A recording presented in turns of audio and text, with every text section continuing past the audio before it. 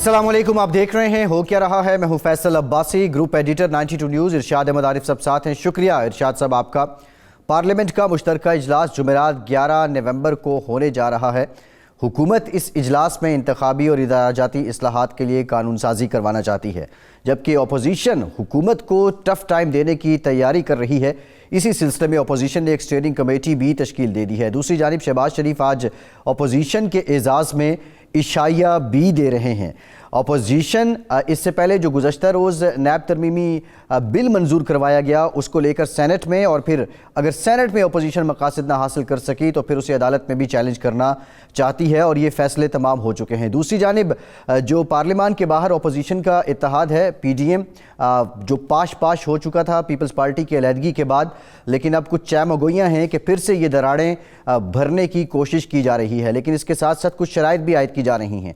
कमर ज़मान कायरा ने कहा कि नून लीग अगर वोट को इज्जत दो के नारे पे कारबंद रहना चाहती है तो बैकडोर राब्तों को ख़त्म किया जाए। इसी तरह की शराइत जो हैं वो PDM के तर्जुमान ने लगाई कि पीपल्स पार्टी PDM में आना चाहती है तो फिर मौलाना फजल रहमान से रुजू करें। ये तमाम है, ये शराइत की जो गेम है, इसमें क्या ये इत्तेहाद फिर से बन पाएगा या नहीं, इस पे बात करेंगे। इसके साथ साथ फवाद चौधरी साहब ने ये कहा है कि अगले 3 महीनों में महंगाई को काबू कर लिया जाएगा। मुल्क में डेंगू के वार भी जारी हैं, इस पर भी डिटेल बात करेंगे। और आज एक कानून साजी हुई और बड़ा अपसेट किया है अपोजिशन ने हुकूमत को, इस पर भी इन डिटेल आज बात करेंगे। इरशाद साहब, सबसे पहले तो आपको मुबारक हो जनाब।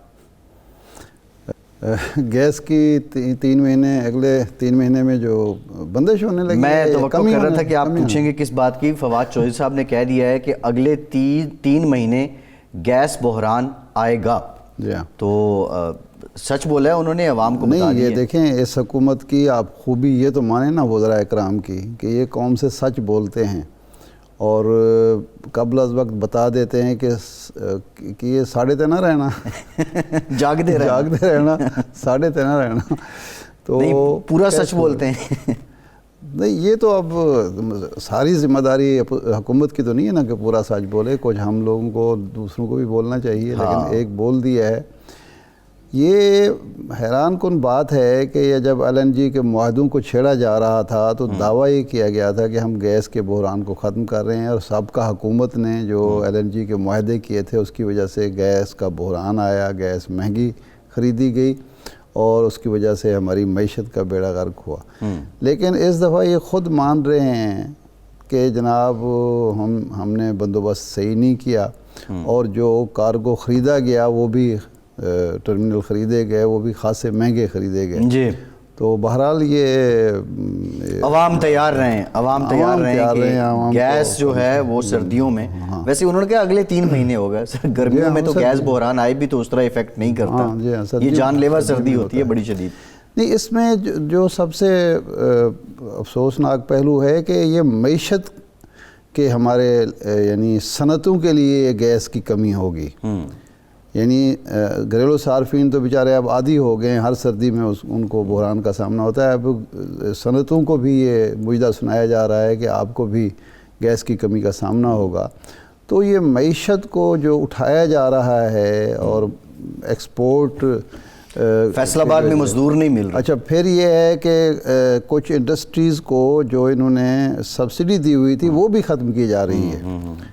गैस सस्ते दामों जो दी जाती थी उसका जवाज़ फवाद चौधरी साहब ने ये पेश किया है कि जनाब वो बिजली बना लेते थे और वो हमारा मकसद जो है पूरा नहीं हो रहा, तो अब उसको भी हम सब्सिडी को भी ख़त्म कर रहे हैं। यानी जो एक इंडस्ट्री का एक शोबा जो है इंडस्ट्री का, जिसको ये फ़ायदा हो रहा था, सस्ती गैस मिल रही थी और उनकी कास्ट ऑफ प्रोडक्शन कम हो रही थी, और उसकी वजह से आम आदमी को कुछ अशिया सस्ती मिल सकती, रोज़गार मिल रही थी और रोज़गार भी मिल रहा था।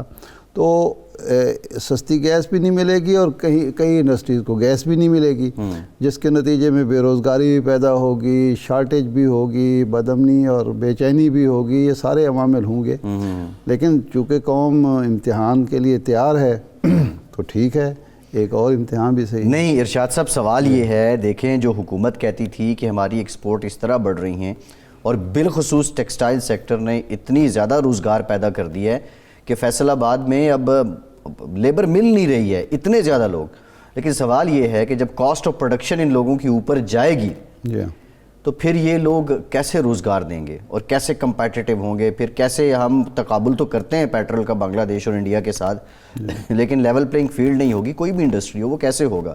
اور یہ دیکھیں، جب آپ آئی ایم ایف میں چلے گئے اور آپ نے آئی ایم ایف کی شرائط مان لی، تو پھر یہ تو نہیں ہو سکتا کہ آپ کمپیٹیٹو رہیں انڈیا کے ساتھ یا بنگلہ دیش کے ساتھ یا دوسرے۔ پہلے بھی جب بھی ہم نے پروگرام لیا ہے آئی ایم ایف کا، یہ مشکل ہمیں پیش آئی ہے اور اب بھی آ رہی ہے اور یہ آئندہ بھی آئے گی۔ اب پرابلم یہ ہے کہ ہم جو ہمارے حکمران ہیں، کوئی بھی ہوں، ماضی کا بھی یہی ہمارا تجربہ ہے، اور جو ماہرین ہیں، ہمارے معاشی ماہرین جو حکومتوں کو دستیاب ہوتے ہیں، وہ صرف ایک پہلو ہی دیکھتے ہیں کہ جی براڈ بیسڈ جو ہے ہم نے کس طریقے سے بچت کرنی ہے، اور یہ قطعی نہیں سوچتے کہ اس بچت میں آپ انڈسٹریلسٹ کو بھی نچوڑ لیتے ہیں اور روزگار کے مواقع بھی کم کر لیتے ہیں، اور عام آدمی کی تکلیف میں بھی اضافہ ہو جاتا ہے، مہنگائی میں بھی اضافہ۔ بجلی کی قیمتیں جس انداز میں بڑھتی چلی جا رہی ہیں، جی اب آج پھر خبر ہے 2.62 فی یونٹ، جی، یعنی یہ پچھلے 5 ہفتوں میں تیسری بار قیمت بڑھائی جا رہی ہے۔ نہیں لگتا ہے آئی ایم ایف نے جو کہا تھا کہ جن دام آپ بجلی بنا رہے ہیں اسی پہ عوام کو بھی بیچیں، وہ شرط لگ رہا ہے کہ پوری ہونے جا رہی ہے، لیکن ارشاد صاحب سیاسی پہلو پہ ذرا آتے ہیں۔ یہ جو مہنگائی کا طوفان ہے، کتنی دیر تک عوام یہ برداشت کریں گے یا اس بات کو مانیں گے کہ عالمی منڈی میں مہنگائی ہے تو چلو ہم بھی اس چکی میں پستے ہیں؟ عوام برداشت کریں نہ کریں، جب خان صاحب کو ان کے مشیروں نے، وزیروں نے یہ باور کرا دیا کہ جناب ٹریکٹر بہت بک رہے ہیں، موٹر سائیکلیں بہت بک رہی ہیں، عوام کی قوت خرید ہم نے بہت بڑھا دی ہے، یہ ایک طبقہ ہے جو میڈیا پہ آ کے شور مچاتا ہے کہ جی مہنگائی بڑھ گئی، جی، یا اپوزیشن ہے یا میڈیا ہے، اور لوگ تو بڑے خوش ہیں۔ تو اب ان کو کیا ضرورت ہے کچھ اس بارے میں سوچنے کی؟ یہی دیکھ لیجئے نا کہ جس طریقے سے یہ آیا ہے پیکج، جی، کہ آپ پیکج دے رہے ہیں، یعنی 1000 روپے اگر ایک خاندان کو 1000 روپے آپ اس کا اضافہ کر رہے ہیں، ایک خاندان کے لیے 6 افراد کے لیے 1000 روپے کا اضافہ، کتنے 150 روپے پر فی کا صبح، 13 کروڑ بندوں کو فائدہ ہوگا۔ ساتھ ہی آپ نے پیٹرول بھی بڑھا دی، جی، آپ نے بجلی بھی بڑھا دی، جی، اور اس کے نتیجے میں باقی اشیاء خورونوش کی قیمتیں بھی بڑھ گئیں، اور وہ 1000 جو ہے وہ غتربود ہو گیا، اور آپ مطمئن ہو گئے کہ جی ہم نے تو اضافہ کر دیا ہے لوگوں کی آمدنی میں، تو اب کیا ضرورت ہے؟ اگر آپ ارشاد صاحب اجازت دیں جب تو یہ سوچ کا یہ انداز ہوگا یا اس طریقے سے گمراہ کیا جائے گا وزیر اعظم کو، ان کے اقتصادی مشیر اور دوسرے جو لوگ ہیں، تو اس کے بعد ہم کیا توقع کر سکتے ہیں کس طرح سے بہتری ہوگی؟ یعنی کہا یہ جاتا ہے جس سے بات کی جائے، کسان تو بڑا خوش ہے، وہ بھائی 7000 روپے کی بوری جو ڈی اے پی کی تھی وہ 8200 کی ہو گئی، جی، یوریا کھاد ڈبل پہ چلی گئی، 3000 سے 4.5-5 پہ چلی گئی، بجلی بجلی استعمال نہیں کرتے ٹیوب ویل کے لیے، بجلی آپ نے مہنگی کر دی۔ کسی دور میں ایک ہوتا تھا جو ٹیوب ویلز کے لیے انہوں نے ایک مخصوص رہتی نرخ رکھے ہوئے تھے، وہ انہوں نے ختم کر دیے، خیر وہ سابقہ حکومت نے ختم کیے تھے، وہ اب ہے نہیں۔ ڈیزل استعمال ہوتا ہے ٹریکٹر کے لیے، تھریشر کے لیے، باقی جتنے زرعی آلات ہیں وہ آپ نے مہنگے کر دے، زرعی ادویات آپ نے مہنگے کر دی۔ اگر اس کی کاسٹ آف پروڈکشن کسان کی آپ بڑھا دیے تو اس کو خوشحال کس طرح سے کر رہے ہیں؟ کاسٹ آف پروڈکشن تو آپ نے بڑھا دی ہے، آپ اس کو جو کاسٹ آف سیلنگ ہے یا جو وہ قیمت فروخت ہے وہ بھی آپ بڑھا رہے ہیں۔ وہ ادا تو عوام نے ہی کرنی ہے نا، ہم نے ادا کرنی ہے نا، عوام نے ہی کرنی ہے، اس پہ بھی آئے گا۔ اچھا، میں ابھی آپ ریلیف پیکج کی بات کر رہے تھے، بڑا انٹرسٹنگ، معیشت دان جو ہیں وہ اس پہ اپنے سٹیٹس نکالتے ہیں۔ حکومت کلیم کرتی ہے کہ 3 کروڑ خاندان اور 13 کروڑ لوگ ہیں جن کو 120 ارب روپے سے فائدہ پہنچے گا۔ اگر 13 کروڑ لوگوں پہ 120 ارب روپے کو تقسیم کیا جائے تو جو ہر بندہ ہے اس کو 6 مہینے میں جو ریلیف پہنچ رہا ہے ارشاد صاحب 953 روپے ہے۔ ماشاءاللہ، 953 रुपए प्राइम मिनिस्टर मैंने के कहा था ना वेलफेयर पैकेज 150 से रुपए 6 महीनों में। मैंने और यही कहा पर था। मंथ जो आप कह रहे हैं वो 154 रुपए पर मंथ पहुंचेगा। और इंटरेस्टिंग फैक्ट बड़ी रकम है, बहुत ज़्यादा रकम है। अगर खर्च ना करें तो ये पूरा साल चल सकती है। एक पाकिस्तानी एक साल में जो आटा कंज्यूम करता है वो कोई 125 किलो है। 9500 रुपए का खाली आटा एक तो ये उसका कसूर है, हुकूमत ने तो नहीं कहा ना कि वो ज़्यादा रोटियां खाए। नहीं, ये अब सवाल 3 महीने में फवाद चौधरी साहब ने कहा कि महंगाई को काबू कर लेंगे। कैसे काबू कर लेंगे? जो आपने IMF की शराइत का जिक्र किया है, ये पहाड़ बन के टूट रही हैं, ये कौन सी यहाँ पे? नहीं, सिर्फ ये देखें, सिर्फ फैसल साहब ये IMF की शराइत का इशू नहीं है जी, जो इंतज़ामी नाअहली है।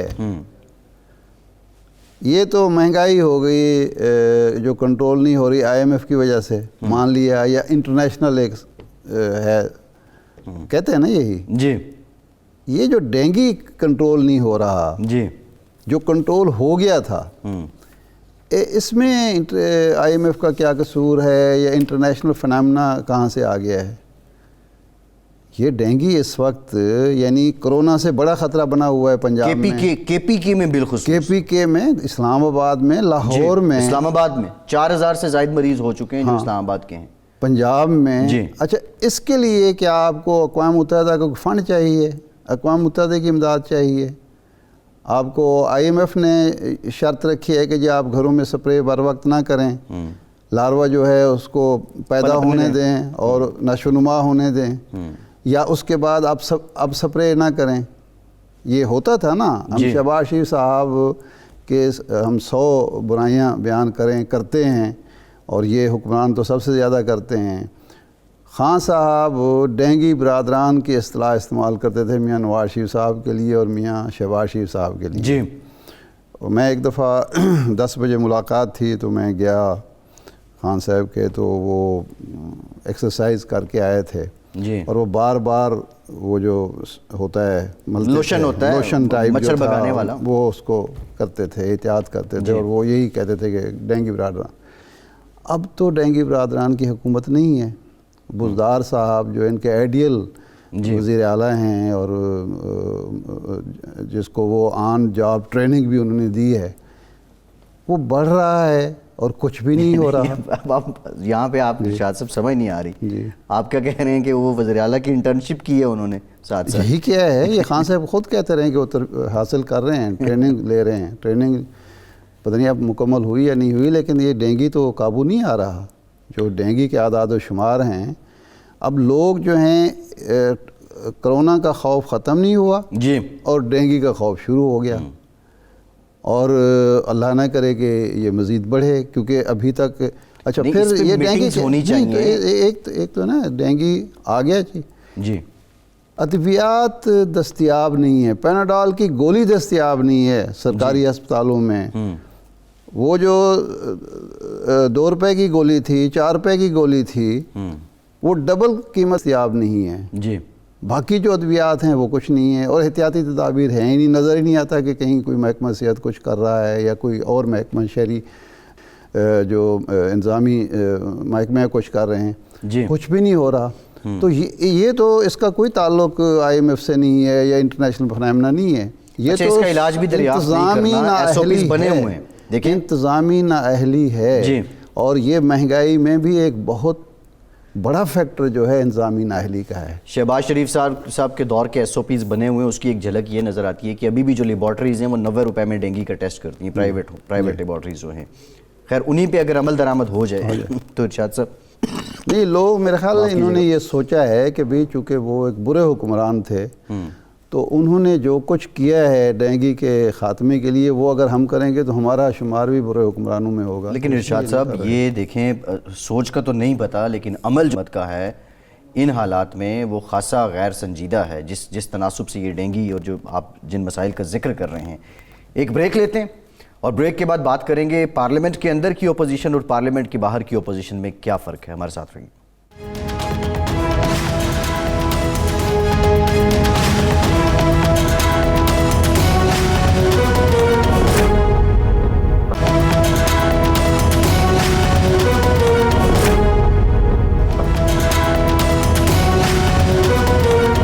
بریک کے بعد ایک بار پھر سے آپ کا خیر مقدم کرتے ہیں. آج قومی اسمبلی میں اپوزیشن نے بہت بڑا اپسیٹ کیا ہے. ایک بل جس کو قانون سازی کے لیے اور بحث کے لیے کمیٹی میں بھیجنا تھا, اور اس پر جب ووٹنگ ہوئی تو 117 ووٹ اپوزیشن کے تھے, جبکہ 104 حکومتی بینچوں سے آئے, اور اس طرح اس بل کو کمیٹی کے سپرد کر دیا گیا. ارشاد صاحب, یہ اپسیٹ اس کو محض اتفاقاً سمجھیں, یہ جو مشترکہ اجلاس ہے پارلیمنٹ کا, اس کی جھلک وہاں بھی نظر آ سکتی ہے.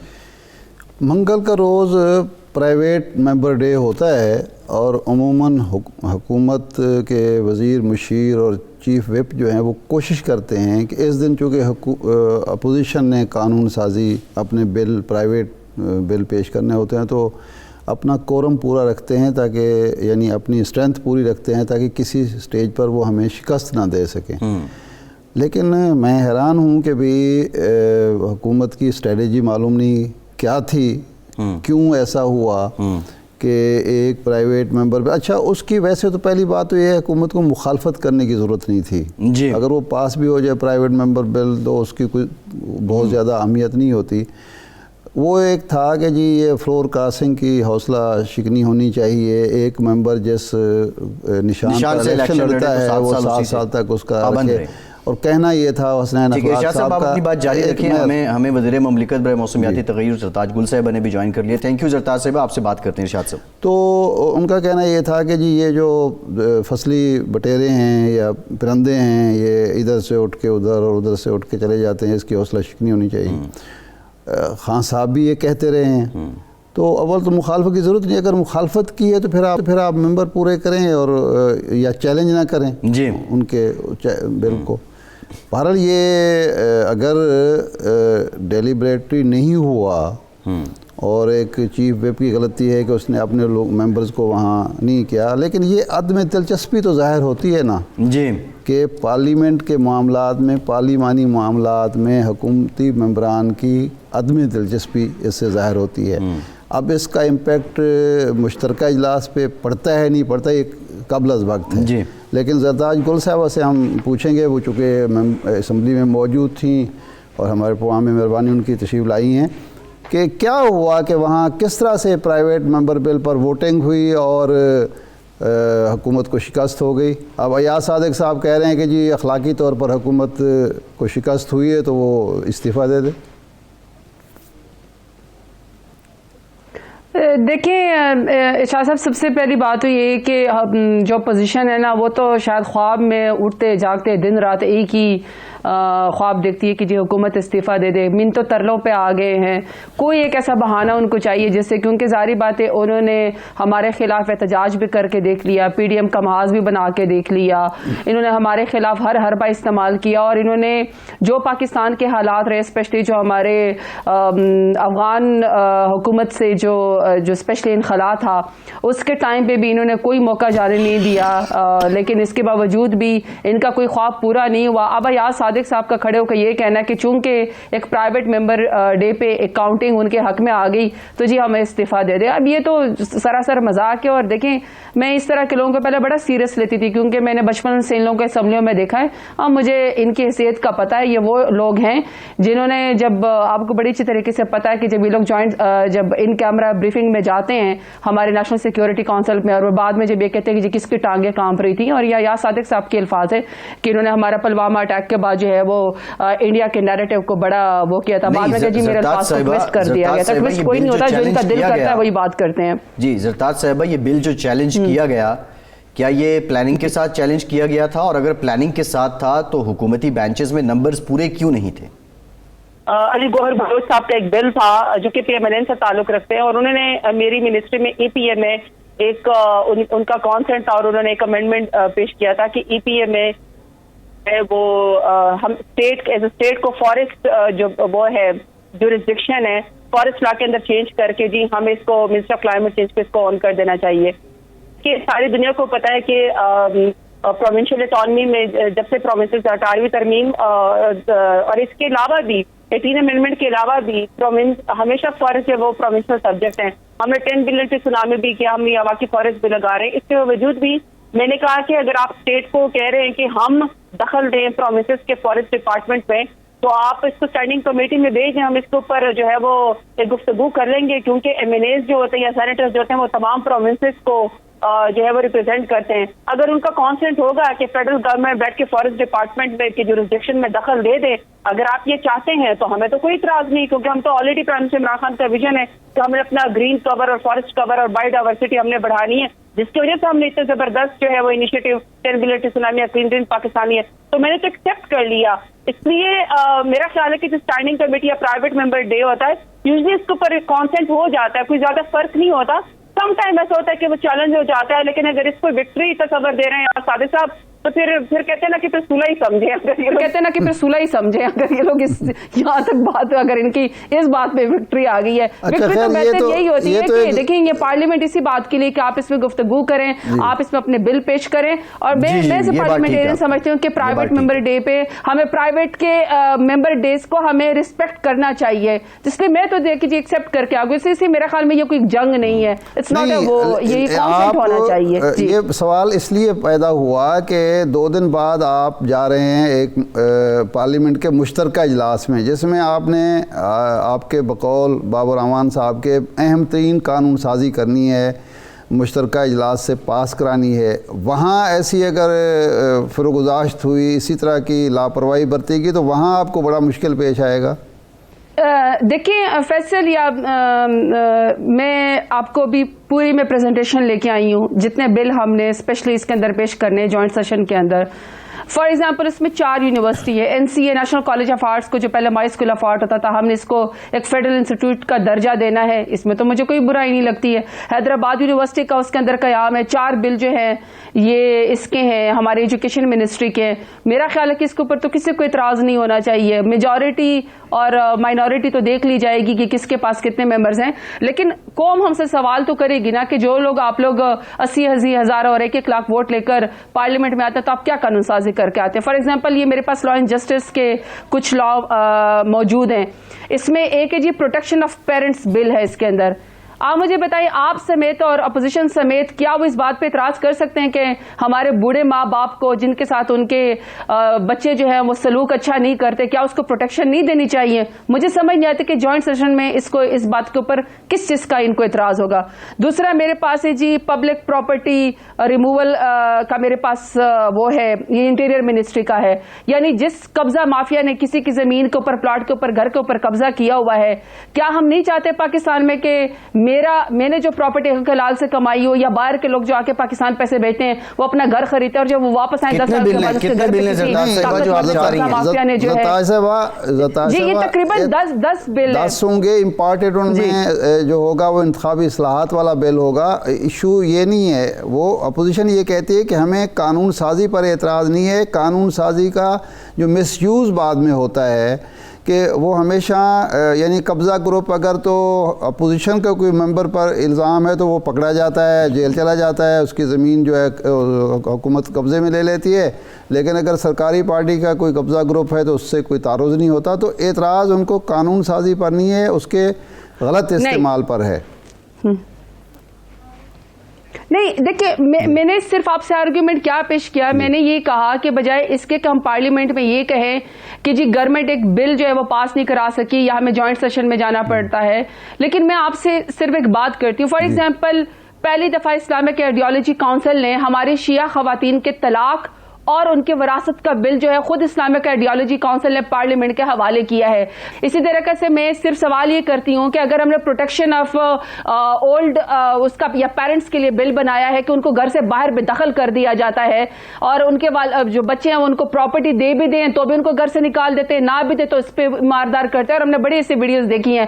تو اگر اس لیے اپوزیشن اس بات کو ریجیکٹ کر دیتی ہے کہ چونکہ حکومت کا بل ہے تو کیا بوڑھے والدین کو پروٹیکشن نہیں دینا چاہیے؟ میرا مطلب کیا ہے, میرا مطلب صرف یہ ہے کہ صرف اس لیے پارلیمنٹ میں قوانین کو ریجیکٹ کرنا اپوزیشن کی طرف سے کہ کیونکہ انہوں نے اپوزیشن براہ پوزیشن کرنی ہے تو اس کو سیاسی اکھاڑا یا نفرت کا تو اکھاڑا تو نہیں بنانا چاہیے نا. پارلیمنٹ کا مطلب ہے کہ ہم نے پبلک کے انٹرسٹ میں قانون سازی کرنی ہے. یہ جو میں نے آپ کو بل بتایا, اب یہ جو پاکستان میں ہم اولڈ پیرنٹس کو ہم پروٹیکشن دے رہے ہیں یا پھر ہم پبلک پراپرٹیز میں لوگوں کے قبضہ مافیا کے خلاف ایک جنگ لڑ رہے ہیں, تو اس میں تو کوئی برائی نہیں. یا اگر ہم 4 یونیورسٹیز بنانا چاہ رہے ہیں تو میرا صرف مطلب یہ کہ میرا خیال ہے کہ اپوزیشن کو بھی آنکھیں کھول لینی چاہیے کہ لوگ بھی ان کو پر نظر رکھیں گے کہ آپ صرف لڑائی کی خاطر نہ آئے, کل کو وہ بوڑھے والدین بھی آپ سے پوچھیں گے. آپ کا پوائنٹ آ گیا. ایک تو مسئلہ ہے, جو اصل مسئلہ ہے وہ تو انتخابی اصلاحات کا ہے. یہ تو ضمنی چیزیں ہیں جو آپ اس میں ایڈ کر رہے ہیں.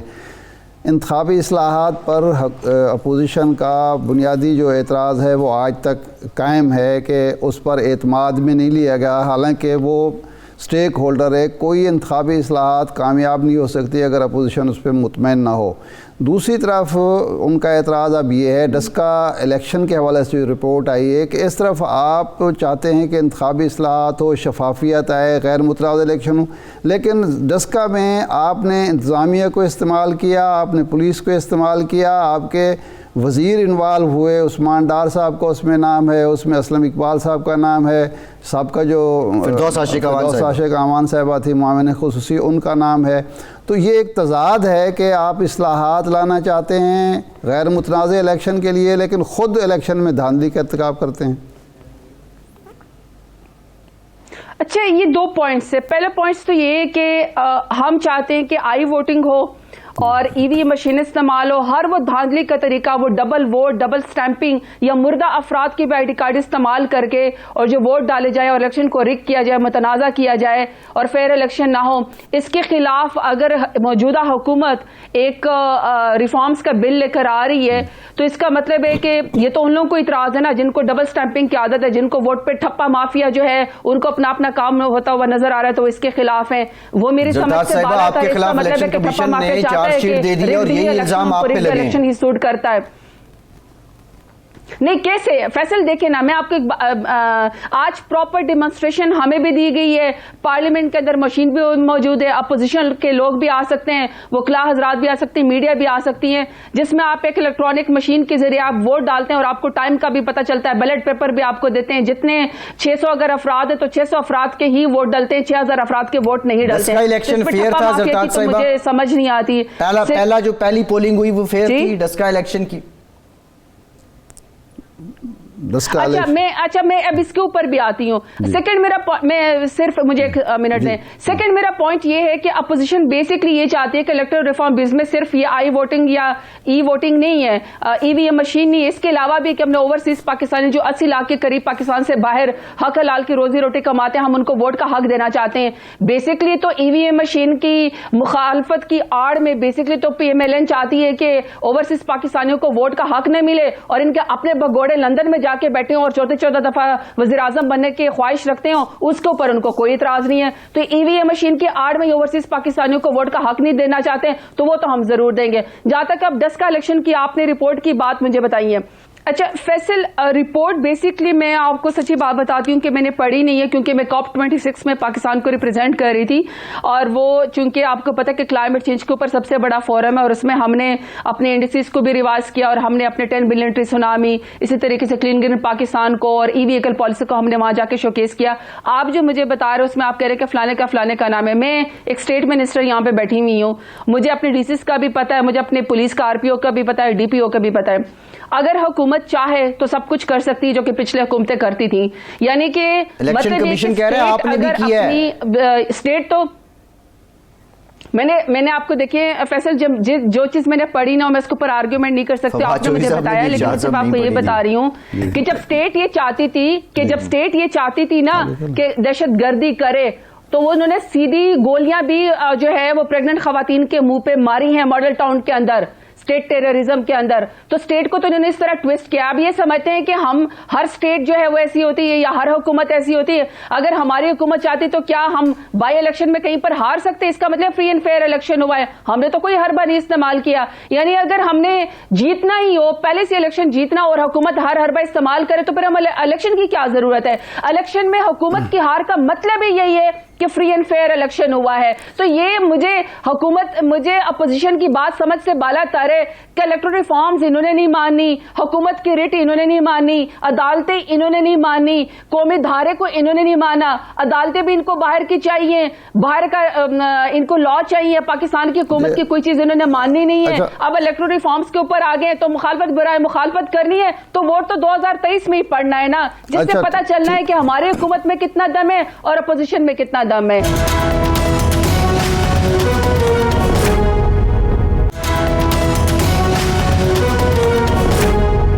یہ اب ٹی ٹی پی سے مذاکرات حکومت کے شروع ہو گئے, سیز فائر کا اعلان بھی ہو گیا. آپ چونکہ آپ کا خاندان متاثرہ ہے, یہ ٹی ٹی پی اور آپ کا تعلق بھی سعود وزیرستان سے ہے, یہ جو مذاکرات ہو رہے ہیں اللہ کرے یہ کامیابی سے ہم کنار ہوں, تو جو 80,000 ہمارے شہری شہید ہوئے, جن لوگوں نے ان کو شہید کیا, باقی نقصان جتنا ہوا, خاندان کے خاندان اجڑ گئے, آپ کا خاندان بھی متاثرہ خاندان ہے, آپ اس کے حق میں ہیں کہ مذاکرات ہی کیے جائیں اور سب کچھ معاف کر دیا جائے؟ نہیں, دیکھیے ارشاد صاحب, میں آپ کو یہ ایک بڑا سینسیٹیو پوائنٹ ہے, اور جہاں پہ مذہب آ جائے, جہاں پہ اس طرح کے جذبات آ جائیں, وہاں بڑی تھن لائن ہوتی ہے, پلسرات پہ بندہ کھڑا ہوتا ہے, اور کوئی ایک سزا لفظ انسان نہیں کہہ سکتا کہ جی یہ میتھمیٹکس سے سیدھی 2+2 4 ہے. ایسا نہیں ہوتا. انسان اس قدر ڈرتا ہے کچھ چیزوں کے بارے میں کہ کہیں میرے منہ سے ایسا لفظ نکل جائے جس کی وجہ سے خدا نخواستہ کوئی فساد پہلے یا کوئی اس سے افینڈ ہو جائے. میں صرف اتنا سمجھتی ہوں کہ حکومت کی رٹ کو کسی کو چیلنج نہیں کرنا چاہیے, اور کلمہ گو لوگوں کے اوپر کوئی چیز مسلط نہیں کر سکتے ہیں. آپ کو ایک رحمت للعالمین authority prime minister Imran Khan نے کہہ دیا, شان رسول کا مقدمہ, کشمیر کا مقدمہ, مسلمانوں کا مقدمہ, فلسطین کا مقدمہ, اس سے بہتر پرائم منسٹر عمران خان سے اور اس حکومت سے کسی نے بہتر نہیں لڑا. لیکن اگر آپ یہ سمجھتے ہیں کہ آپ ٹی ایل پی کی بات نہیں کر رہا, میں سمجھتی ہوں آپ بالکل ٹھیک کہہ رہے ہیں, میں تحریک طالبان پاکستان کی ٹی ٹی پی کی بات کر رہا ہوں جس سے مذاکرات چل رہے ہیں. ٹی ایل پی کا میں حوالہ نہیں دے رہا. سمپل میں نے ایک ہی بات, میری ایک ہی لائن سٹیٹمنٹ ہے کہ جو آپ نے ہمارے انفارمیشن منسٹر فواد چودھری صاحب کی سنی ہوگی کہ ہم جو مذاکرات کریں گے, جو ہم بات کریں گے, وہ بالکل لا اور قانون کے مطابق اور پاکستان کے اسٹیٹ کے رٹ کے اندر کریں گے. کوئی ماورائے قانون کوئی مذاکرات نہیں ہوگے, کوئی ماورائے قانون کسی سے کوئی معاہدہ نہیں ہوگا, کوئی ایسی بات نہیں ہوگی جو اسٹیٹ کے خلاف ہوگی, عوام کے خلاف ہوگی, بالکل حد کے اندر رہے گی. اس سے زیادہ میں کوئی بات نہیں کر سکتی. زرتاج صاحبہ, آپ گلاسکو میں تھیں, بڑی کامیاب آپ کی کانفرنس رہی, سنا ہے کہ کچھ مزید ڈونیشنز بھی آئیں گی. ایک تو اس کا ذرا احوال بتا دیں, دوسرا یہ لاہور میں آلودہ ترین شہر پچھلے کئی دنوں سے لاہور کو قرار دیا جا رہا ہے, اور یہاں سانس لینا محال ہے. آپ نے دیکھا بھی ہوگا کہ بار بار یہاں کھانسی آ رہی ہے, اور تقریباً ہر دوسرے بندے کا یہی حال ہے. شروع میں آپ نے کنٹرول کیا تھا پہلے سال میں, لیکن اب پھر یہ اتنی فضائی آلودگی اب قابو کیوں نہیں ہو رہی؟ دیکھیے, سب سے پہلے میں آپ کو COP26 گلاسکو کا میں آپ کو بتا دوں کہ لوگ جو ہے وہ کلائمیٹ ٹاک سے تنگ آ چکے ہیں. لوگ کلائمیٹ ایکشن پہ بلیو کرتے ہیں, اور یوتھ بھی یہی چاہتی کہ آپ لوگ کلائمیٹ ایکشن کریں. مجھے یہ ایٹ لیسٹ فخر ہے کہ کلائمیٹ ایکشن میں 3 سالوں میں پاکستان اپنے پورٹ فولیو کے لحاظ سے, گرین انیشیٹیوز کے لحاظ سے بہت آگے. 60% ہم نے رینیویبل کا وعدہ کیا 2030 تک انرجی کو کنورٹ کرنے کا. 2030 تک ہم لوگوں نے 30% اپنی گاڑیوں کو جو ہے جس سے آلودگی اور پولوشن ہوتی ہے, ہم نے اپنی گاڑیوں کو کنورٹ کرنے کا ہم نے پرومس کیا ہے. 10 بلین ٹری سونامی آلریڈی ہم 1 ارب سے زیادہ درخت لگا چکے ہیں. 10 ارب کا 9 ارب رہتے ہیں, اور ہم انشاءاللہ اس کو ریوائیو کر لیں گے. 10 ارب تک 2030 تک اپنا ٹارگٹ جو ہے ہم پورا کر لیں گے. اسی طریقے سے جو ہمارا کلین گرین پاکستان ہے, یا پھر ہمارے جو NDCs ہیں, جو ہماری ٹوٹل ایمیشنز ہیں, ہمارا تو گلوبل وارمنگ میں کوئی حصہ بھی نہیں. اس کے باوجود بھی پاکستان نے جو پاکستان کا 44% بجٹ ہے وہ سارا گرین انیشیٹیوز کی طرف جو ہے وہ کنورٹڈ ہے. ہمارا کوئی اس وقت ایجنڈا ایسا نہیں ہے جو گرین گولز کے بغیر ہے. تو اس کے ذریعے پاکستان کے پرائم منسٹر عمران خان کی بہت پذیرائی ہے, چاہے COP26 کو, چاہے دنیا کا کوئی فورم ہے, دنیا ہمارے اکنالج کرتی ہے. مگر ظاہری بات ہے آئسولیشن میں کوئی چیز کام نہیں ہو سکتی. بڑے ممالک جو 20 بڑے ایمیٹرز ہیں, ان کو اپنے حصے کی رسپانسبلٹی صرف تقریریں سننے کے لیے نہیں, ان کو اوریجنلی پاکستان جیسے ممالک کی جو موسمیاتی تبدیلی سے متاثر ہے, ان کو ٹیکنالوجی ٹرانسفر میں ان کو مدد کی ضرورت میں, اور ان کو گرین کلائمیٹ فنڈ کے ذریعے جو ہے ان کو اپنے پرومسز پاکستان جیسے ممالک ساتھ پورے کرنے پڑیں گے. جہاں تک فیصل اس کی بات ہے, لاہور کی بات ہے, وہ کہتے ہیں نا ویلکم آن بورڈ. جب بھی اسموک کا سیزن شروع ہو جاتا ہے مجھے بڑا افسوس ہے کہ ہمارے جو پروونشل منسٹر ہے وہ ہمیشہ چھپ جاتے ہیں. حالانکہ ٹوٹل انوائرمنٹ جو ہے وہ صوبائی سبجیکٹ ہے, فارسٹ بھی صوبائی سبجیکٹ ہے, لیکن ایز اے فیڈرل گورنمنٹ سب سے بڑا پنچنگ بیگ جو ہے وہ میں ہی بیٹھی ہوئی ہوتی ہوں. جب بھی اسموک کا ایشو آتا ہے میرے سے سوال ہوتے ہیں تو میں جیسے آئی ہوں میں نے دیکھا میں کہ جی ہاں جی اب سارے چھپ جائے. اور یہ وزیر صوبائی وزیر جی میں تو خود بڑی پریشان ہوں. اچھا جی میں خود یہی بڑی پریشان ہوں. شاید کچھ لوگوں کی میڈیا پریزنس زیادہ بہتر ہوتی ہے, لیکن ویسے میں انفارمیشن کے لیے آپ کو ارشاد عارف صاحب بتا دوں, لاسٹ ایئر پنجاب گورنمنٹ نے بڑے اچھے انیشیٹوز لیے ہیں. انہوں نے پی ڈی اے میں جو ہے ہمارا جو یہ آپ بیلنس کر رہی ہیں اتھارٹی ہے, یہ آپ بیلنس کر رہی ہیں, نہیں حقیقی بات بتائیں. پچھلے سال سب سے زیادہ فلائٹس جو ہیں متاثر ہوئی. پچھلے سال سب سے زیادہ یہ شہر میں باقاعدہ گاڑیاں چلنا مشکل ہو گئی تھی. پچھلے سال اتنی زیادہ اسموگ تھی. جی میرا اگر صرف 1 منٹ کا آرگیومنٹ سن لیں, میں بالکل بیلنس نہیں کر رہی ہوں. I'll go away with جو اس وقت جو ڈیجٹس بتا رہے ہیں وہ آپ ٹھیک بتا رہے ہیں. میں صرف 2 چیزیں کلیئر کر دوں. پہلے تو یہ کہ پاکستان جو پروونشل ڈیزاسٹر مینجمنٹ یا پنجاب ڈیزاسٹر مینجمنٹ اتھارٹی ہے اس نے اسموک کو جو ہے وہ کلامٹی یعنی آفت قرار دے دیا ہے. تو ہر وہ ایکٹ یا ہر وہ طریقہ کار کرے جس میں ربڑ کو جلانا, ٹائر کو جلانا, دھواں چھوڑتی ہوئی گاڑیوں سب کے اوپر پابندی ہے. اسی طریقے سے کوئی ایسی انڈسٹری اس وقت وہ نہیں ہو سکتی, چل نہیں سکتی جس کی چمنیز جو ہیں وہ کام نہ کر رہے ہوں. اسی طریقے سے جو پنجاب میں جو بریک کلز ہیں وہ ہم نے 8000 کے ٹوٹل قریب تھا, ہم نے اس کو ٹوٹل کنورٹ کر دیا زگزیگ ٹیکنالوجی پہ, یعنی انوائرمنٹ فرینڈلی ٹیکنالوجی کے اوپر. اگر اس کے باوجود بھی لاہور کے اندر اس وقت جو آپ کے اقدامات ہیں, بہت شکریہ. پارشل کلائمیٹ ایمرجنسی کی طرف جانا چاہیے. حالات یہ ہیں کہ ارشاد صاحب جو ہیں ان کا گلا بھی پکڑا ہے, مجھ سے بھی بات نہیں کی جا رہی اور ہر دوسرے بندے کا یہی حال ہے. آنیسٹلی یہاں ہمارے اسٹوڈیو میں بھی ہمارا جو کرو ہے اس کا بھی یہی حال ہے, لیکن پروونشل منسٹر سے کہیں اس کو سیریسلی ٹیک اپ کریں. Thank you very much for your time, آپ کے وقت کا بہت شکریہ. ایک بریک لیتے ہیں, بریک کے بعد ذکر کریں گے پیپلز پارٹی بمقابلہ پی ڈی ایم یا Peoples Party is going towards P D M. Break کے بعد بات کرتے ہیں.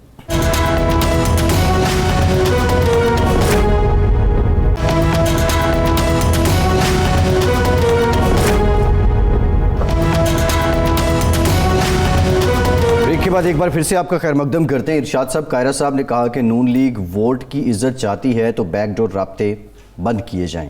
پیپلز پارٹی پہلے بھی یہ الزام لگا رہی تھی کہ خود یہ بالا ڈیلیں کرنے کی کوشش کرتے ہیں اور ہم پہ اپنا ایجنڈا مسلط کر رہے ہیں. یہ بھی ایک بنیادی وجہ تھی پیپلز پارٹی کا علیحدہ ہونا. یہ حقیقت کے قریب ہے کہ بیک ڈور رابطے آن ہیں اور تیزی آ گئی ہے ان میں مسلم لیگ نون کے. وہ ادم صاحب کا شعر ہے کہ کون ہے جس نے میں نہیں چکھی, کون جھوٹی قسم اٹھاتا ہے, میں قدے سے جو بچ نکلتا ہے تیری آنکھوں میں ڈوب جاتا ہے. یہ بیک ڈور رابطے صرف مسلم لیگ نون والے نہیں کرتے, سب کرتے ہیں. ایک بریفنگ تھی تو اس میں کوئی اسی طرح کا سوال اٹھا, یہ سیاستدانوں کے ساتھ ملاقات تھی تو کسی نے ایسے ہی کہہ دیا. تو وہ صاحب جو بریفنگ دے رہے تھے جن سے یہ ملاقاتوں کی باتیں ہوتی ہیں پردہ نشینوں کی, تو انہوں نے کہا آپ میں سے کون ہے جو نہیں ملتا. جی اگر آپ چاہیں تو بتا دیتے ہیں کہ کون کتنی دفعہ ملا ہے. جی اور وہ جو سوال کرنے والے صاحب تھے وہ اتنا خاموش ہوئے کہ پھر انہوں نے وہ ان سے بات ہی نہیں بن پڑی. تو یہ ملاقاتیں یہ ہیں. اب اس میں صرف اگر مسلم لیگ نون کو الزام دیا جائے تو میرا خیال ہے یہ زیادتی ہوگی. یہ سب کا یہی معاملہ ہے. وہ تو ٹھیک ہے ارشاد صاحب, وہ بات تو سمجھ آتی ہے. آپ کا کیا خیال ہے کہ جو سب سے زیادہ اس وقت کھڑے ہیں اسٹیبلشمنٹ کے خلاف وہ میاں صاحب کے بعد وہ مولانا فضل الرحمان ہیں. جی تو کیا مولانا فضل الرحمان اور ان کے جو قریبی ساتھی ہیں وہ نہیں ملتے ہوں گے؟ بڑا ہسٹورک جلسہ کیا ہے مولانا نے وانا میں. جی اور یہ تقریباً 20-22 سال کے بعد کوئی سیاسی ڈیمونسٹریشن تھی. جی اور مولانا جو ہیں وہ خاصے مطلب بہت میچور لگ رہے ہیں پچھلے 3-4 مہینوں سے, اور خاصے کول بھی لگ رہے ہیں. لیکن میرا سوال نون لیگ سے متعلق ہے. نون لیگ کی باڈی لینگویج کیا کہہ رہی ہے؟ جو قاہرہ صاحب بات کر رہے ہیں یہ رابطے تیز ہیں، سوال یہ ہے بس.